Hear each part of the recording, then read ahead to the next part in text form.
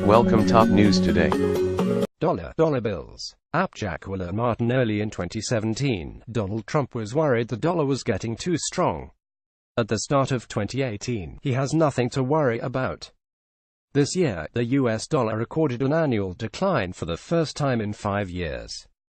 The ICE dollar index, which measures the dollar against a basket of 6 other currencies, fell nearly 10% in 2017.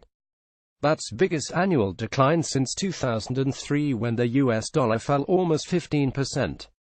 3 interest rate hikes by the Federal Reserve and the eventual passing of tax reform weren't enough to continue the dollar's years-long rally. Low inflation weighed on perceptions of how high the central bank would raise rates, and strong economic performances by countries around the world made the dollar comparatively less attractive. A big part of the dollar's decline in 2017 was due to the euro's strength. The Eurozone had its best economic year in a decade, and traders piled on bets that the currency would continue to climb. The US dollar weakened by more than 12% against the euro in the year. US stock markets meanwhile broke record after record this year, climbing to new heights amid positive company earnings and relatively strong economic growth. While the dollar hasn't reacted much to the passing of tax reform, a major plank of Trump's political agenda, some argue that the repatriation paywall of overseas earnings could see hundreds of billions of dollars flow in from US companies keeping foreign profits abroad. Theoretically, this should boost the value of the dollar. Even if companies have as much as $2.6 trillion stashed abroad, the majority of this money seems to already be in dollar-denominated assets. Meanwhile, the setup of the repatriation tax cut is a longer time window, potentially making it less enticing to companies than the 12-month cut in 2005 that helped boost the dollar. That makes it unlikely that this tax cut will have a meaningful impact on the dollar. Most analysts predict a similarly tough year for the greenback in 2018.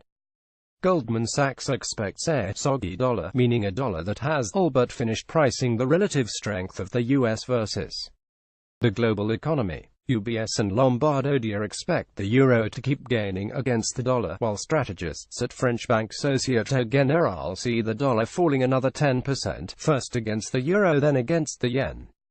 Others, including BlackRock Investment Institute, forecast a short-term respite for the dollar, with it gaining at the start of the year as the Fed continues to hike interest rates, in turn pushing up yields on US Treasuries. Analysts at ING say the dollar's best chance of a rally is in the first quarter of 2018, but under most longer-term scenarios they expect the currency to weaken. Later into the year, central bank tightening elsewhere will diminish the advantage of higher yields on US assets. Analysts at JP Morgan had also thought the dollar would strengthen early in 2018, but they changed their minds after minimal gains in the currency in response to the tax bill. Concerns about disinflationary forces in the US economy and lower than expected rate increases from the Fed add to the outlook for a weaker US dollar in 2018. Here's a look back at how the dollar performed against the 19 other most traded currencies in 2017. US dollar versus YTD performance percent: Euro 12.4, Korean won 11.6, Swedish krona 10, South African rand 9.8, British pound 8.6, Singapore dollar 7.6, Canadian dollar 6.6, Russian ruble 6.5, Australian dollar 6.4, Chinese renminbi 6.4, Indian rupee 6.1, Norwegian krone 5, Mexican peso 4.8, Swiss franc 4.2, Japanese yen 3.7, New Zealand dollar 2.3, Hong Kong dollar 0.8, Brazilian real 1.8, Turkish lira 7.8. Source: Fact Set.